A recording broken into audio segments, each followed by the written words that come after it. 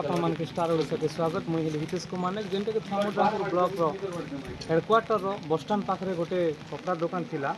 ଆଉ ସେ ନଟା ଆଜି ପ୍ରବଳ ବର୍ଷା ହେଲା, 6 ବଜାରେ ସେ ଘରଟା ଗୋଟେ ପଡ଼ିକିନା ଭସଲି ଯାଇଛି। ସିଧାସଳଖ ସେ ଭାଇରୁ ଆମେ ପ୍ରତିକ୍ରିୟା ନେମା। ଆଉ ତୁମ ନା କ'ଣ?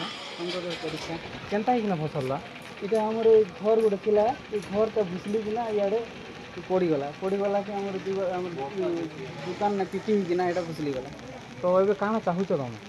ମୁଇଁ ଚାହୁଁଛେ ସରକାର କିଛି ସମର୍ଥନ ଏଇଟା ହେଇକିନା କିଛି ମିଳୁ ବୋଲିକିନା। ଆଉ କେତେ ହଜାର ଟଙ୍କା ସାମାନ ଥିଲା?